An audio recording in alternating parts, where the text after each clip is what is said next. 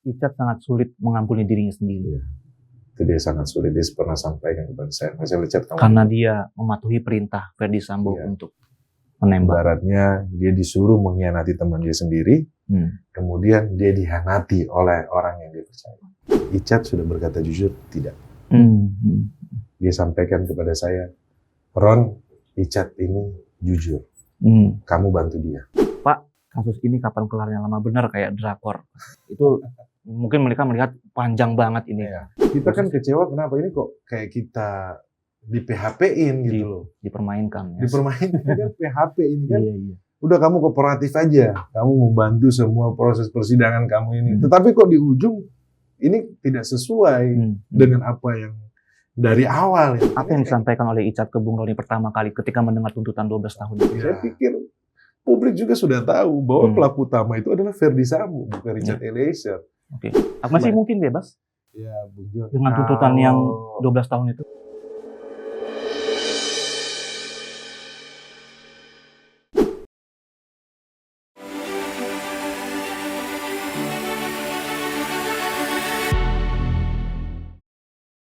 Richard Eliezer Pudihang Lumiu atau Baradae dituntut 12 tahun penjara karena dinilai terbukti terlibat dalam kasus pembunuhan berencana almarhum Nofriansah Yosua Huta Barat atau Brigadir J. Agustus 2022, Baradae mengajukan status Justice Collaborator atau saksi pelaku dan permohonan itu diterima oleh Lembaga Perlindungan Saksi dan Korban. Salah satu alasannya, Baradae bukan pelaku utama pembunuhan dan tidak punya niat membunuh dan diduga diperintahkan oleh atasannya untuk menembak Yosua. Namun dalam pandangan jaksa, sikap kooperatif Baradae dengan membongkar kasus pembunuhan tidak bisa dijadikan alasan untuk menghilangkan pidana. Karena itulah jaksa menjatuhkan tuntutan 12 tahun penjara. Dalam perkara ini, Baradae didakwa bersama 4 orang lainnya, yakni Ferdy Sambo, Putri Chandrawati, Kuat Ma'ruf, dan Ricky Rizal. Ferdy Sambo dituntut hukuman penjara seumur hidup, sedangkan Kuat Ma'ruf, Ricky Rizal, dan Putri dituntut 8 tahun penjara. Jelang vonis, Aliansi Akademisi Indonesia sebagai amicus curiae atau sahabat pengadilan menyerahkan surat ke Pengadilan Negeri Jakarta Selatan memohon keadilan untuk Richard. Mereka menyebut Baradae berkata jujur membuka kotak Pandora kasus pembunuhan Yosua yang awalnya disebut sebagai kasus polisi tembak polisi. Sementara pihak Pengadilan Negeri Jakarta Selatan menyebut keputusan sepenuhnya ada di tangan majelis hakim, termasuk mempertimbangkan nilai-nilai keadilan yang berkembang di masyarakat. Kawan Akurat, kita bertemu lagi dalam program Akurat Talk, Kena Tuh Barang, bersama saya, Aldi Gultom. Kalau sebelumnya kita sudah kedatangan Wakil Menteri yang sangat muda, kali ini kita kedatangan seorang pengacara muda yang wajahnya sudah tidak asing lagi bagi seluruh masyarakat Indonesia. Sejak bulan Oktober sudah bergulir persidangan atas kasus pembunuhan Brigadir J atau Nofriansah Yosua Huta Barat. Dan narasumber saya kali ini adalah orang yang mendampingi salah satu terdakwa dalam kasus pembunuhan tersebut, yaitu Richard Eliezer Pudihang Lumiu, yang biasa dikenal juga dengan Baradae. Bersama saya sudah ada Bung Roni Talapesi. Selamat siang, Bung Roni. Selamat siang, Bung Adi. Terima kasih, Bung Roni, sudah hadir dalam program kita. Terima kasih, Bung Adi. Salam buat Akurat Talk. Siap. Ya, kawan akurat. Ya, tentunya kawan akurat ini pengen lebih tahu nih, Bung Roni, tentang kondisi terakhir dari Baradae atau kita sebut aja Icat ya, Bung Icat. Ya. Bung Icat yang sudah menjalani persidangan sejak pertengahan Oktober sampai sekarang menjelang vonis. Tentunya apa sih yang dirasakan oleh Icat, apa saja yang sudah dia alami, apa yang dia sampaikan ke Bung Roni sebagai kuasa hukum atau keluarga juga bagaimana. Karena itu sangat melelahkan secara psikologis dan juga fisik ya. Nah itu yang kita pengen tahu, pengen gali pertama-tama. Bung Roni. Saya akan ceritakan sedikit proses awal penyidikan ya. Bahwa saya mendampingi Icat itu tanggal 10 Agustus. Pada saat itu memang ketika pertama kali saya ketemu Icat, Icat ini dalam posisi yang memang ketakutan. Dia tidak di bawah tekanan. Dia di bawah tekanan, ketakutan, ada trauma, dan saya lihat dia tidak percaya sama siapapun. Waktu saya ikut mendampingi dari awal, saya coba mengajak ngobrol ya, coba untuk menceritakan bagaimana kasusnya. Awal-awal itu memang dia tertutup. Karena saya juga sebelumnya kan saya sudah pelajari bahwa sebelumnya kan 1 bulan ini kan skenario ya. Dia harus bertahan dengan skenario dari Ferdy Sambo. Dan ketika saya mendampingi, saya melihat bahwa Richard ini dalam posisi yang down. Kalau boleh saya katakan, Bung Aldi, dia itu posisi yang dari minus gitu.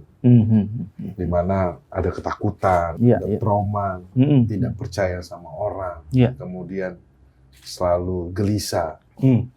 Pasti. Iya, karena ini bukan peristiwa yang mudah untuk dia tentunya, karena mengingat dia masih sangat muda. Baru masuk kepolisian, sorotan publik begitu besar. Kemudian bagaimana di awal dia harus bertahan dengan skenario tembak-menembak. Ketika dia mau mengaku dengan pergolakan batin, tentunya dia harus berkata jujur. Itulah saya melihat bahwa Richard fight. Dia berjuang di tahapan proses awal itu. Kalau nggak salah Bung Roni itu diminta oleh keluarga ya untuk mendampingi? Dari keluarga. Jadi dari keluarga karena memang latar belakang. Atau mungkin itu yang membuat Bung Icat itu lebih terbuka karena keluarga sendiri yang merekomendasikan Bung Roni? Karena memang kan pendekatannya adalah pendekatan kultur, budaya, karena kami sama-sama dari Sulawesi Utara. Ketika ngobrol, bahasanya pun kita menggunakan bahasa yang sama ya, bahasa kampung lah. Jadi mulai ngobrol, mulai cerita, dia mulai terbuka. Di awal-awal pendampingan saya itu, saya melihat bahwa Richard ini butuh pendampingan psikolog. Karena saya melihat bagaimana trauma yang terlalu berat untuk Richard kalau saya bilang seperti itu. Dan kita semua sudah tahu bahwa almarhum Joshua ini adalah teman senior yang ketemu setiap hari. Keadaannya mereka baik-baik saja. Kemudian dia harus melakukan penembakan karena perintah dari Ferdy Sambo. Ini tentunya berat. Mbak Lisa ngobrol sama Richard sekitar 2 jam. Selesai ngobrol dengan Richard, kemudian saya antarkan Mbak Lisa. Saya tanya satu pertanyaan, Mbak Lisa, Richard sudah berkata jujur tidak? Dia sampaikan kepada saya, Ron, Richard ini jujur. Kamu bantu dia. Ya, ketika sampaikan seperti itu, saya semakin yakin juga bahwa nih anak ini harus dibela. Jadi ketika di BAP itu psikolog juga ikut mendampingi? Tidak, sebelum BAP kan. Sebelum BAP. Ya, sebelum BAP, sebelum melanjutkan BAP kan. Kan tahapan BAP itu kan sudah berjalan pasca dari tanggal 6 setelah dia mengaku ya. Kan BAP berjalan, saya tanggal 10 masuk. Kemudian saya undang psikolog, Mbak Lisa. Mbak Lisa ketemu sama Richard. Kemudian untuk meyakinkan diri saya juga bahwa saya tepat untuk mendampingi dan membela Richard. Mbak Lisa sampaikan bahwa Richard ini jujur. Saya bisa, kan mereka bisa mengidentifikasi apakah yang diperiksa ini kliennya ini jujur atau tidak. Baru setelah itu dia mau bicara dengan Bung Roni. Ya setelah itu setelah saya yakin terhadap situasi ini bahwa Richard juga jujur, saya semakin dialog lah ya, terjadi dialog 2 arah ya. Iya, terjadi dialog 2 arah dan saya semakin yakin bahwa Richard ini harus dibela. Iya. Setelah itulah baru Icat mengajukan diri menjadi justice collaborator. Proses justice collaborator sudah diajukan tanggal 8 Agustus. Saya tanggal 10, tanggal 12 dia dikabulkan dia sebagai justice collaborator. Oh, jadi sebelumnya sudah mengajukan justice collaborator. Tetapi asesmennya itu tanggal 10, tanggal 11, tanggal 12 diputuskan bahwa Richard ini sebagai. Setelah Bung Roni memutuskan untuk mendampingi itu. Ya? Saya ikut juga mendampingi dalam asesmen dari Lembaga Perlindungan Saksi dan Korban. Asesmennya juga pun panjang tuh, Bung Aldi. Jadi ada pertanyaan mengenai kronologis. Mereka juga pun melihat mimik muka Richard ini bohong atau tidak.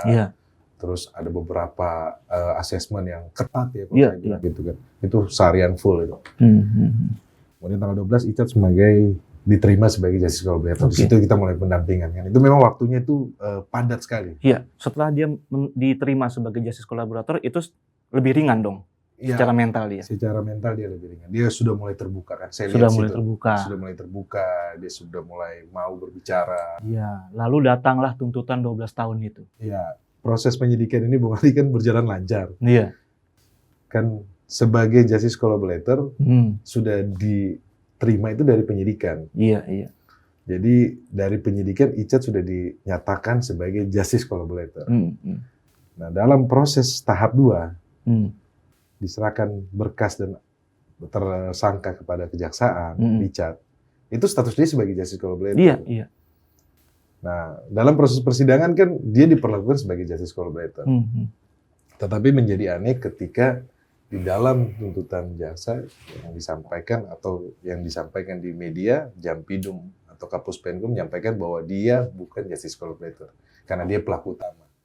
Jadi padahal di LPSK itu mengatakan dia bukan pelaku utama, dia menembak atas perintah atasan. Iya, kalau itu salah satu pertimbangan LPSK kan? Undang-Undang Perlindungan Saksi dan Korban, seseorang diterima jadi justice collaborator itu adalah bukan pelaku utama. Bukan pelaku utama. Dia intinya adalah, itu. Iya, di Undang-Undang Perlindungan Saksi dan Korban itu pasal 2 itu adalah saksi pelaku. Oke, saksi pelaku. Saksi pelaku, bukan pelaku utama. Oke. Jadi dia diterima sebagai itu karena dia bukan pelaku utama. Iya, iya. Ini sesuai dengan pemeriksaan yang ada di kepolisian, penyidikan. Kemudian ketika diterima, putusan kontradiktif nih. Proses dari awal penyidikan sampai penuntutan persidangan, pas mau dituntutan, penuntutan, kok dia bukan sebagai GC. Di tuntutan dia sebagai pelaku utama. Dia sebagai pelaku utama. Itu bisa begitu ya? Berputar begitu ya? Itu agak kami bertanya-tanya kenapa ada apa ini kan seperti itu kan. Kalau seandainya Richard Eliezer dia tidak diterima sebagai justice collaborator, kenapa tidak waktu pas mau P21 berkas lengkap. Berkas lengkap. Jaksa tinggal sampaikan bahwa dia bukan justice collaborator. P19 lagi dicoret aja status dia sebagai justice collaborator. Tapi ini kan tidak. Iya. Sampai persidangan berjalan. Kita kooperatif. Ya sampai tuntutan dibacakan itulah masih statusnya masih saksi pelaku kan. Iya. Justice collaborator. Kita kan Bung Aldi kan kita kan mengacu kepada undang-undang ya. Betul. Icat sebagai justice collaborator, Undang-Undang Perlindungan Saksi dan Korban sudah mengatur. Sebagai justice collaborator, dia diberikan tuntutan paling rendah dari terdakwa yang lainnya. Oke. Nah, 12 tahun tuntutan 12 tahun itu, Bung, sorry aku potong. Itu bagaimana Icat menyikapi itu? Shock lah, Bung Aldi. Langsung kaget. Down lagi. Kan dia sudah saya aja down banget. Sudah lebih ringan ketika diterima sebagai saksi pelaku justice collaborator di LPSK. Kita kan kecewa kenapa ini kok kayak kita di PHP-in gitu loh. Dipermainkan. Dipermainkan kan PHP ini kan. Iya. Udah kamu kooperatif aja. Kamu membantu semua proses persidangan kamu ini. Tetapi kok di ujung ini tidak sesuai dengan apa yang dari awal ini. Kan ini kayak kita di PHP. Udah ada bayangan belum Bung Roni waktu itu? Kira-kira tuntutannya paling sekian nih sebagai tuntutannya harus paling rendah dari terdakwa yang lainnya karena sudah ada rekomendasi dari LPSK itu diamanatkan oleh undang-undang. Ini amanat undang-undang loh. Ya. Jadi kita tim penasihat hukum itu berpikir bahwa Icat pasti dituntut paling rendah. Kenapa? Karena acuan kita adalah undang-undang. Jadi kita berjalan ini kita yakin ya bahwa dengan dia konsisten, dia kooperatif, kemudian dia membantu perjalanan persidangan ini berjalan lancar, membantu jaksa penuntut umum untuk pembuktian. Dan kita berpikir bahwa apalagi itu alasan apa yang terjadi, Bung Roni? 12 tahun itu kenapa? Kenapa ada 12 tahun itu dan tiba-tiba menjadi saksi pelaku utama? Ya, kalau saya lihat kan di dalam tuntutan jaksa itu kan tuntutan jaksa maupun yang disampaikan di perskon ya, Jampidum atau Kapus Penkum bahwa dia bukan pelaku, dia pelaku utama. Kemudian kalau di tuntutan saya lihat dia sebagai eksekutor. Padahal di fakta persidangan Bung Ali tidak pernah tersebut ada eksekutor. Di dakwaan tidak ada eksekutor. Kok tiba-tiba di tuntutan ada eksekutor? Ini jadi tanya-tanya kita. Harusnya kan ini mengacu kepada dakwaan.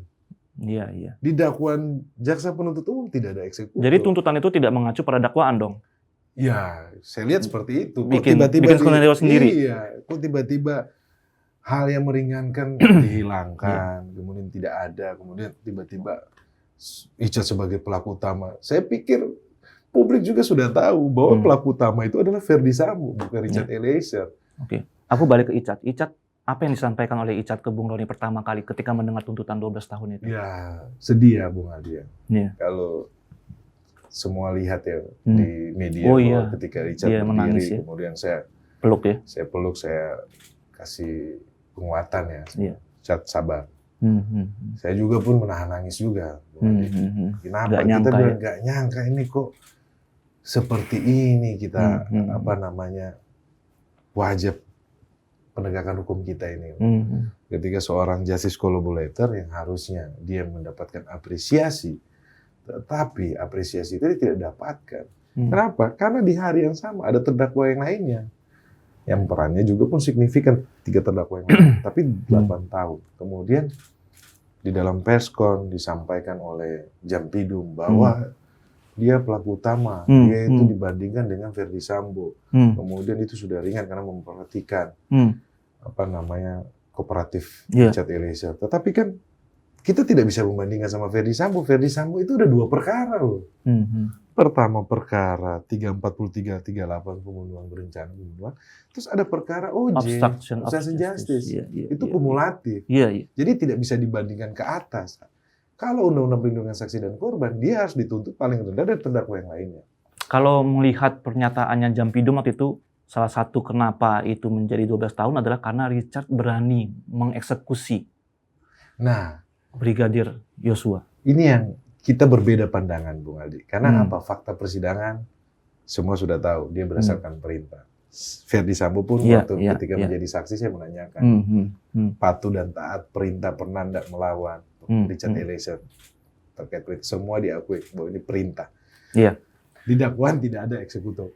Tiba-tiba di tuntutan ada eksekutor. Itu yang menjadi pertanyaan buat kami. Ini apa ini? Karena di surat pembelaan Icat sendiri ya, yang judulnya apakah harga kesetiaan, harga kejujuran ya, harus dibalas dengan 12 tahun penjara. Itu dia salah satunya mengatakan dia itu masuk ke kepolisian itu dengan komitmen untuk setia pada perintah atasan, mengabdi pada negara, sekaligus juga ya membahagiakan keluarga. Terus tiba-tiba dia dapat permasalahan seperti ini. Terus Jampidum bilang itu karena keberanian dia menembak Brigadir J. Kita lihat bahwa perkara ini awalnya kan tertutup rapat, Bung Aldi. Tertutup rapat, kemudian keluarga korban, orang tua almarhum Joshua itu coba mencari keadilan. Mereka sudah ke sana, sudah ke Komnas HAM, sudah ke kepolisian, mereka tidak dapatkan itu. Publik bertanya-tanya semuanya. Ini ada apa, ini ada apa. Kemudian kalau kita ingat ya, Pak Presiden berapa kali ngomong, saya minta kasus ini dibuka secara terang. Kemudian ini kan, Icat kan yang membuka kasus itu secara terang. Secara terang. Kemudian ketika Richard membuka kasus ini menjadi terang, dia sebagai GC, kita harus hormati dong. Negara harus menghormati dia sebagai justice collaborator. Jadi ketika proses ini berjalan, kemudian kalau kita lihat 1 bulan itu kalau dibilang sama pengacara FS itu masa kekelaman. Kalau saya bilang itu kekacauan nasional, Bung Aldi. Kenapa? Kalau ini tidak ditangani secara serius, ini bakal banyak yang dirugikan. Negara dirugikan. Karena Polri sangat diperlukan dalam menjaga keamanan, ketertiban, menjaga proses penegakan hukum. Polri sangat diperlukan. Kalau seandainya waktu itu tidak dibuka, ini akan dirugikan sekali. Negara akan dirugikan. Nah, Icat mengaku, kemudian proses berjalan lancar, kita berpikir bahwa dia sudah dilindungi oleh LPSK, di Undang-Undang Perlindungan Saksi dan Korban sudah diatur. Kemudian itu kan amanat undang-undang ya. Kemudian ketika hak kewajiban dia laksanakan, hak dia yang sudah diatur dalam Undang-Undang Perlindungan Saksi Korban itu tidak diberikan, itu yang membuat kekecewaan. Bukan tidak hanya dari kami, Bu Andi, saya dan Richard Eliezer dan tim, tetapi kekecewaan dari publik. Kita lihat kan bagaimana semuanya speak up sekarang, kan, sudah berbicara soal ini, ketidakadilan ini. Jadi dalam proses ini kita melihat bahwa kita tidak mau bahwa ini hanya sebagai lip service saja, hanya memuaskan publik, tetapi rasa keadilan itu di mana publik juga pun menuntut rasa keadilan, tetapi itu tidak bisa didapat. Nah, ini jadi pembelajaran penting buat kita, Bung Aldi, karena memang penegakan hukum kita di Indonesia ini memang semakin baik ya, harapan kita ya, bahwa progresif terkait dengan justice collaborator ini memang ini merupakan menganut dari sistem common law yang ada di luar negeri. Kemudian Indonesia kita sudah mulai karena ratifikasi dari konvensi dari PBB, kemudian ini menjadi konsen semuanya. Justice collaborator adalah seorang yang bekerja sama dengan aparat penegak hukum untuk membongkar kejahatan-kejahatan serius yang sulit ini. Ini justice collaborator ini kalau sedikit Bung Aldi. Ini dulu awalnya itu di Amerika. Kalau Bung Aldi tahu dulu mafia Italia namanya Al Capone. Al Capone ini kan dulu sulit sekali disentuh oleh pemerintah. Kemudian ada akuntannya dia. Teman-temannya sendiri yang akuntannya dia. Akuntannya dia ini bersedia bekerja sama dengan penegak hukum, akhirnya ditarik jadi justice collaborator. Dia dilindungi, diberikan identitas baru. Dan pasti hukumannya juga kalau di luar tidak diberikan hukuman, Bung Aldi. Oh gitu ya? Iya. Konvensi PBB itu mereka malah dilindungi, mereka diberikan identitas baru. Kemudian, mereka disamarkan gitu ya identitasnya. Identitas baru, kemudian mereka dijaga. Diberikan safe house segala macam gitu ya. Negara menjamin. Kemudian kan kita melihat ini di Indonesia kan ini buah reformasi sebenarnya kan.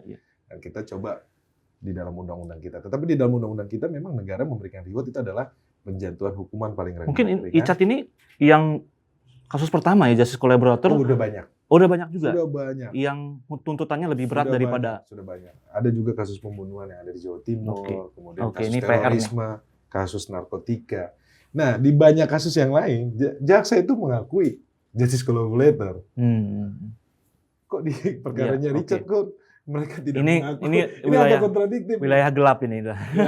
Yang kita nggak tahu. Saya benar-benar pelajari ini supaya kita tahu ya. Tetapi di dalam tuntutan itu kan jaksa tidak mengakui. Kemudian jaksa kan duplik itu saya sampaikan. Bagaimana kita harus paham mengenai justice collaborator. Justice collaborator itu kita tidak hanya fokus kepada perbuatannya, tetapi kita harus fokus kepada justice collaborator karena dia yang membantu terang perkara ini. Betul. Kalau gitu, saya sudah sampaikan mengenai di duplik kami tim penasihat hukum menyampaikan terkait dengan teori pidana, teori penghapusan pidana. Kemudian kan yang menarik nih Bung Adi di dalam replik jaksa penuntut umum menyampaikan bahwa mereka mengalami dilema yuridis. Mereka mengakui terkait dengan tuntutan 12 tahun ini. Saya tidak tahu karena apa, mungkin karena reaksi. Maksudnya mengakui ada tekanan juga? Ada dilema. Jaksa mengakui ada dilema yuridis. Kalau Romo Magnis kan sudah sampaikan bahwa Richard mengalami dilema juga ketika dia berhadapan dengan atasan, dilema moral kalau Romo Magnis sampaikan. Tapi di dalam kasus ini unik nih. Jaksa pun mengakui bahwa mereka mengalami dilema. Dilema yuridis. Jaksa mengalami dilema itu baru luar biasa itu. Luar biasa di replik ini mereka sampaikan seperti itu. Ini karena tekanan publik juga mungkin ya yang membuat kasus ini begitu kan mendapat sorotan juga melibatkan orang-orang kuat. Apakah salah satu faktornya mungkin yang membuat dilema tadi jaksa itu kan mungkin itu jaksa ini harus menggunakan hati nuraninya. Harus memperhatikan rasa keadilan yang ada di masyarakat. Dalam pertimbangan tuntutan itu mereka harus memperhatikan. Mungkin di dalam tuntutan itu mereka mengakui bahwa angka 12 tahun tersebut itu juga pun dilema. Di mana mereka harus mengikuti SOP, tetapi ada undang-undang perlindungan saksi dan korban. Kalau saya sampaikan bahwa jaksa tidak memahami penuh tentang justice collaborator.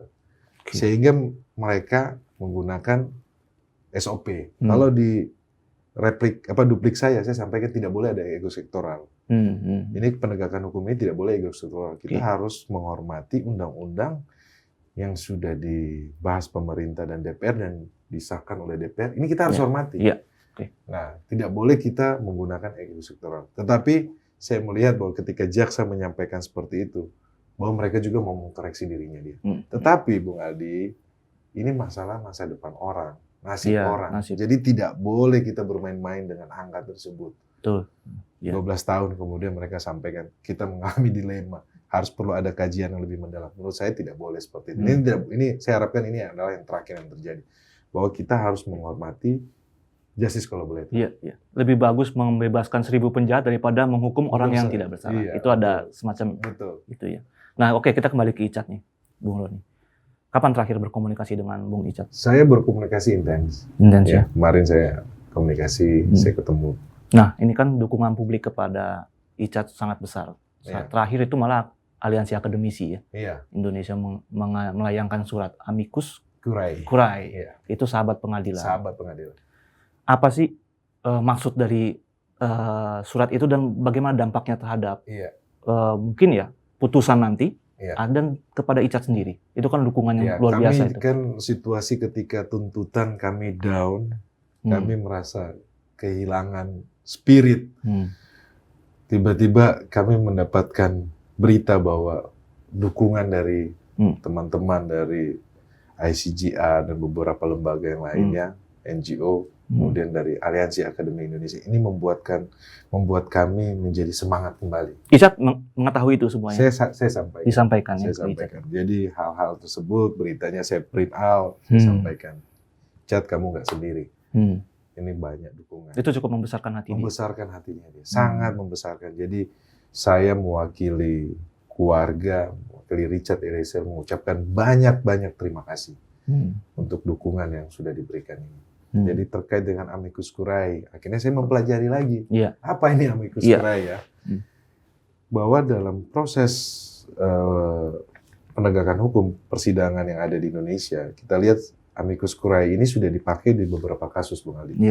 Kalau kita ingat dulu Tempo melawan Soeharto. Nah, kemudian di tingkat kasasi, para aktivis, para akademisi mengirimkan amicus curiae untuk mendukung Tempo. Kemudian dalam kasus Prita, kalau kita koin untuk Prita. Koin untuk Prita. Itu juga pun di tingkat kasasi itu teman-teman publik mengirimkan amicus curiae dan beberapa kasus yang lain. Jadi ini bukan hal yang pertama ya. Sudah bahwa kita melihat bahwa peradilan kita sudah terbuka terhadap sistem common law. Jadi antara common law dan civil law ini sekarang sudah mulai tipis. Kenapa? Karena penegakan hukum ini harus progresif kan. Melihat perkembangan yang ada di luar, bagaimana sekarang penegakan hukum sudah. Kalau di pledoi saya, kita penegakan hukum itu bukan lagi teori pembalasan. Karena apa? Teori pembalasan ini kita hanya menghukum orang, tetapi tidak melihat niatnya dia. Tidak melihat aspek psikologinya dia. Kalau di kasus Richard Eliezer, dia tidak punya mens rea. Aspek psikolog dari jaksa penuntut umum sudah sampaikan. Ahli dari jaksa penuntut umum, Bu Reni, itu bukan ahli dari kita, menyampaikan bahwa dia punya tingkat kepatuhan yang sangat tinggi. Dengan kasus Richard Eliezer, ini jalan menuju kita penegakan hukum yang progresif, yang sudah modern gitu. Kenapa saya bilang itu aspek psikologi harus diperhatikan? Karena Bung Aldi, di luar negeri, di Belanda, orang itu sudah nggak ada dalam penjara, sudah semakin sedikit. Dianggap penegakan hukum berhasil. Kalau kita, Bung Aldi, semakin banyak orang di penjara dianggap berhasil. Hukumnya balas dendam berarti. Iya, teori balas dendam. Tapi mereka tidak melihat aspek psikologi. Tapi kita bersyukur bahwa di KUHP nasional yang baru ini sudah mengcover hal tersebut. Jadi ini harapan kita yang muda-muda ini, Bung Aldi, buat akurat tol, kawan akurat, bahwa tidak usah pesimis, bahwa kita yang muda-muda ini harus berani dan kita harus melihat bahwa kedepannya penegakan hukum ini akan lebih baik. Gitu. Saat ini apa aja kegiatan Icat di Icat? Dia menulis. Banyak menulis? Iya, membaca buku, kemudian... Menulis nih, jangan-jangan mau bikin buku? Nanti. Curhat dia. Nanti kita sampai. Pasti dia menulis perjalanannya dia, kemudian dia pun bersih-bersih ruangannya. Saya nanya apa, dia ngepel. Nah ini kan rajin. Jadi dia ngepel. Saya dengar juga dia banyak berdoa ya. Banyak berdoa, mendekatkan diri sama Tuhan. Kemudian membersihkan ruangan-ruangan yang ada di di selnya dia. Jadi mencari kegiatan. Terus aktif di kegiatan rohani yang ada di rutan Bareskrim. Kemarin kalau Natal, Bung Aldi dia aktif menjadi panitia Natal. Saya datang kan. Natal saya datang, tahun baru saya datang. Masih sulit tidur? Ya memang tidak mudah. Nggak mudah pasti. Kita berbicara seperti itu, ya, karena memang trauma itu masih ada. Jadi saya selalu kasih kekuatan, Cat, kamu sudah ampuni diri kamu. Maksudnya lepasin pengampunan juga. Kamu harus. Kan dia memang pernah sampaikan ke saya, Bung Aldi, yang sangat sulit adalah dia mengampuni dirinya dia. Richard sangat sulit mengampuni dirinya sendiri. Ya. Itu dia sangat sulit. Dia pernah sampaikan kepada saya. Richard, kamu karena dia mematuhi perintah Ferdy Sambo untuk menembak. Ibaratnya dia disuruh mengkhianati teman dia sendiri, kemudian dia dihianati oleh orang yang dia percaya. Jadi Bung Aldi itu tekanannya sangat besar buat dia. Iya. Jadi dia masih muda. Kayak pendampingan rohaniawan berjalan terus, kita kasih kekuatan. Apa yang dia siapkan untuk menghadapi vonis hari Rabu tanggal 15 Februari? Ya, kan keluarganya sudah di sini juga kan, ada bersama saya. Oh, keluarga mendampingi setiap hari di sini? Iya. Setiap hari datang ke Rutan Bareskrim? Saya rutin mereka datang. Rutin, 3 kali, 4 kali. Memang sebelum Natal, mereka ke Manado, terus saya datangkan lagi ke Jakarta. Saya datangkan ke Jakarta, saya menjaga juga keluarga, terus supaya keluarga juga pun bisa komunikasi dengan Richard, bisa ketemu, bisa kasih kekuatan. Kalau enggak, kasihan Richard kalau sendirian. Kita bisa bayangkan gimana situasi ini kan situasi sulit ya, tidak mudah. Dan ini bisa dibilang nasi sudah jadi bubur. Istilahnya tuntutan sudah dibacakan oleh jaksa 12 tahun penjara. Lalu dari pihak kuasa hukum, apa harapan yang paling besar terhadap proses persidangan vonis nanti? Iya Bung Ali, kita sudah melakukan pembelaan yang secara maksimal. Tanpa dibayar sama sekali? Tanpa dibayar. Prodeo ke atas, pro bono ke Richard. Jadi ini merupakan panggilan hati ya. Kita melihat bahwa ada ketidakadilan, kemudian Richard ini sebagai orang kecil, kita harus bela. Ketika saya mengajak teman-teman, ketika masuk persidangan, saya mengajak teman-teman untuk bergabung dan semuanya hatinya sama. Jadi kita solid. Jadi bekerja itu dengan hati. Saya terima kasih juga sama teman-teman, para ahli yang mendukung. Ahli yang didatangkan juga ini pro bono juga. Bung Ali, Romo Magnis, Mbak Lisa, Mas Reza Indragiri, Mas Albert Aris. Ini mereka semua melakukan dengan cuma-cuma. Tidak mau sampai ongkos transportnya aja, mereka tidak mau diganti. Karena mereka melihat bahwa Richard ini harus diperjuangkan, karena nilai kejujuran dari dia. Jadi semua ini dukungannya luar biasa, Bung Aldi. Kita melihat bahwa proses sudah berjalan lancar, kita sudah melakukan pembelaan maksimal terkait tuntutan tersebut. Kita berbeda pandangan, kita sudah sampaikan di duplik, kita juga sudah menyampaikan di pledoi dan di duplik, dan di jaksa penuntut umum juga sudah menyampaikan di replik. Kita berbeda pandangan, tapi semua itu kan muaranya adalah kepada majelis hakim. Kita yakin, percaya, karena ini sudah yang jalan yang terakhir, bahwa harapan kami hanya pada majelis hakim. Kami sangat berharap majelis hakim, kami percaya bahwa proses persidangan sudah berjalan, kita sudah menghadirkan ahli, kita sudah melaksanakan agenda pembuktian, kemudian kita sudah melaksanakan pembelaan secara maksimal. Hakim sudah mengetahui semua peristiwa pidana ini, kronologi secara lengkap, Richard kooperatif, dan sekarang waktunya ya kita berdoa. Kita berdoa semoga hakim bisa terketuk hatinya. Menurut Bung Roni sendiri, dukungan publik yang begitu besar, termasuk dari para akademisi, itu akan bisa mengubah putusan? Kami berharap bahwa ini adalah pendapat hukum dari publik ya. Kalau kita melihat, tanpa saya mendahului majelis hakim, mohon maaf tidak. Tetapi kalau kita lihat di dalam Undang-Undang Kekuasaan Kehakiman, pasal 5 di situ menjelaskan bahwa hakim wajib menggali nilai-nilai hukum atau nilai keadilan yang tumbuh di dalam masyarakat. Jadi kami harus optimis. Tentunya harapan publik dalam kasus Richard Eliezer ini supaya publik kembali percaya bahwa penegakan hukum ini berkeadilan.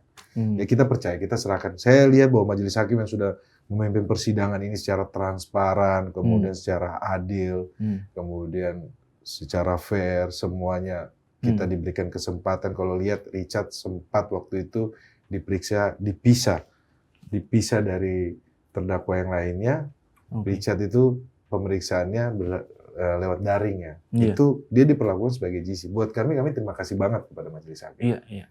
Dan harapannya besok putusannya yang seadil-adilnya. Oke. Ini ada beberapa aspirasi dari netizen, Iya. Bung Roni, yang saya bacakan dari akun Twitter kami akurat.co Iya. yang bersuara tentang kasus ini. Saya bacakan ya Bung Roni ya. Mungkin Bung Roni juga bisa menanggapi tweetan ini. Kayak gini memang pertanyaan-pertanyaan netizen ya. Mereka memang ada-ada aja nih. Nggak Kalau apa-apa. Pak, kasus ini kapan kelarnya? Lama benar kayak drakor. Itu mungkin mereka melihat panjang banget ini Iya. proses ini, dan itu jadi apa ya, tekanan juga ya buat Icat sendiri ya, dan apa namanya, keluarga terutama. Iya. Lalu yang ada juga bilang, sila kelimanya di mana Pak? Kok bisa hukuman Baradae lebih berat daripada hukuman Putri dan Kuatmaruf? Mungkin maksudnya tuntutannya ya, Iya. tuntutannya. Sila kelimanya di mana? Mungkin Bung Roni bisa menanggapi ini dari junior_Abraham. Iya. Kalau dari kami, dari awal kan kita sampaikan bahwa kita mau persidangan ini cepat. Iya. Kalau teman-teman melihat bahwa ketika pembacaan dakwaan, saya dan tim menyampaikan bahwa kita tidak melakukan eksepsi. Kita minta langsung ke agenda pembuktian. Kalau perlu periksa saksi-saksi Ferdi Sambo sama Putri Candrawati duluan. Di situ menunjukkan bahwa kita mau ini proses peradilan ini cepat. Oke. Karena Richard sudah kooperatif ya. Iya, iya betul. Tetapi kalau sampai lama seperti ini kan, kalau kita lihat kan dari terdakwa yang lainnya kan berbelit-belit, kemudian tidak konsisten, terus indikasinya dugaannya berkata bohong, semua dibuat kesal, jaksa penuntut umum maupun majelis hakim. Iya. Berbelit-belit ya. Iya, jadi mungkin ya karena pertanyaan itu kan lebih tepat untuk terdakwa yang lainnya. Kenapa mereka? Kalau Richard sudah membuka semuanya, dan ini konsisten. Dan kita, kalau Bung Aldi lihat, kita tim pengacara maunya ringkas-ringkas saja. Iya. Pledoi aja kita bilang, kita nggak berbelit-belit, kita langsung pada intinya. Kenapa? Kronologis peristiwa ini hakim sudah tahu semuanya. Iya. Jadi kita tidak perlu ngajarin hakim lagi. Iya. Lalu ini ada dari @john18361391. Oke. Nah, ini dia bilang, ini sebenarnya sih buat hakim ya, Pak, Barada bakal bebas atau dipenjara? Oke, kalau masih mungkin bebas? Ya, Bung John. Dengan tuntutan yang 12 tahun itu? Kita melihat bahwa konstruksi hukum yang saya bangun, pembelaannya adalah perbuatannya diakui. Tetapi di dalam KUHP, kita mengatur tentang penghapusan pidana. Okay. Penghapusan pidana itu mengatur tentang pasal 51 ayat 1 berdasarkan perintah. Fakta persidangan sudah kita paparin bahwa secara de jure, de facto Richard Eliezer ini sebagai alat. Kalau kita lihat beberapa pendapat ahli yang dihadirkan oleh jaksa penuntut umum maupun dari kami menyampaikan bahwa alat itu tidak bisa diminta pertanggungjawaban pidana. Makanya di dalam petitum kita, dalam permohonan kita petitum, kita menyampaikan Richard lepas onslah. Perbuatannya diakui sama dia, tapi dia bisa lepas. Nah, ini kembali kepada majelis hakim ya. Itu konstruksi hukum kita. Jadi kesempatan itu ada, Bung Ali. Masih ada peluang untuk bebas. Kesempatan putusan bebas. Kita optimis. Nah, itu yang pertama. Yang kedua tadi yang menanyakan sila kelima ya. Iya, oh iya tuh, iya. Iya, kalau sila kelima kan keadilan sosial. Sosial bagi seluruh rakyat. Ya, inilah akhirnya menjadi aspirasi dari publik. Aspirasi dari publik yang menyampaikan bahwa di mana keadilan sosial ini? Iya kan? Kalau Bung Karno bilang kan tidak ada penindasan, tidak ada penghisapan di depan sidang PPUPK, itu roh lari apa lahirnya sila kelima. Tetapi kan inilah aspirasi dari masyarakat bagaimana sekarang kok ini seperti jauh keadilan itu. Nah, harapannya adalah kedepannya ini kan diperbaiki, Bung Ali. Kita harus optimis ya. Kalau kita anak-anak muda ini, kalau kita sudah pesimis, mau bagaimana lagi? Kalau kita kan sayang sama negara ini, kan sama republik ini kan, kita harus optimis. Jadi hal-hal seperti ini menjadi perjuangan kita bersama.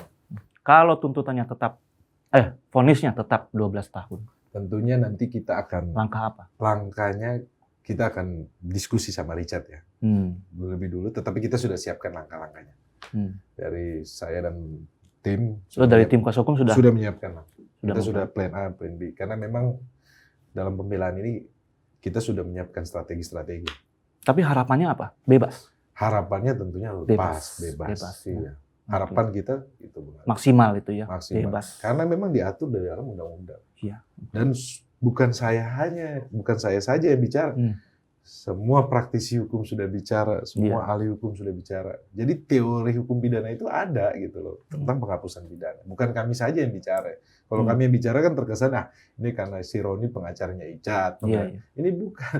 Ini yang bicara ini sudah para ahli, profesor sudah pernah bicara semuanya kan. Jadi saya pikir bahwa ya hakim tentunya memutuskan tidak akan lebih sulit kan.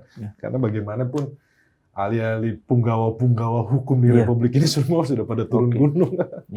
Oke, Bung Roni, ini kita sampai di penghujung. Mungkin ada yang mau disampaikan kepada kawan Akurat yang menonton siaran tayangan kita. Kita terima kasih buat Akurat dan kawan Akurat yang selama ini mengawal proses persidangan sehingga memperjuangkan keadilan untuk Richard Eliezer. Teman-teman yang sudah hadir di persidangan, kemudian menunggu persidangan yang prosesnya dari pagi sampai malam. Kami terima kasih. Biarlah ini menjadi proses pembelajaran kita, penegakan hukum Indonesia lebih baik ke depannya. Supaya apa? Tidak lagi terjadi kesewenang-wenangan, mengorbankan orang yang lemah, yang kecil, orang yang tidak mampu. Kami harapkan ini yang terakhir. Sudah tidak ada lagi seperti ini. Karena kalangan atas, kalangan bawah. Yang di bawah ini sudah dikorbankan saja gampang, nanti kasusnya ditutup. Jangan lagi seperti itu. Karena sekarang semua publik sudah kritis, media juga ikut mengawal, dan ini menjadi pembelajaran penting atas tragedi kematian almarhum korban Yosua. Dan saya mewakili keluarga juga mengucapkan terima kasih kepada orang tua almarhum Joshua. Mereka mempunyai kebesaran hati yang sangat-sangat luar biasa, bisa memaafkan Richard Eliezer. Lepas dari proses hukum ini, tetapi ada sisi kemanusiaan yang harus kita perhatikan. Bahwa value dari keluarga almarhum Joshua bisa memaafkan Richard, kemudian orang tuanya bisa bertemu langsung, buat kami nilai kasih itu ada. Dan itu sangat luar biasa, bisa menjadi contoh untuk banyak orang. Oke. Terima kasih Bung Roni dan kawan Akurat. Kami mengharapkan yang terbaik untuk Bung Icat. Mudah-mudahan vonis dari hakim itu yang terbaik buat Bung Icat dan keadilan masyarakat. Terima kasih Bung Ali. Kawan Akurat, sekian dulu untuk episode kali ini. Kita akan bertemu lagi dalam episode berikutnya. Akurat Talk, kena tuh barang. Kena tuh barang. Kena.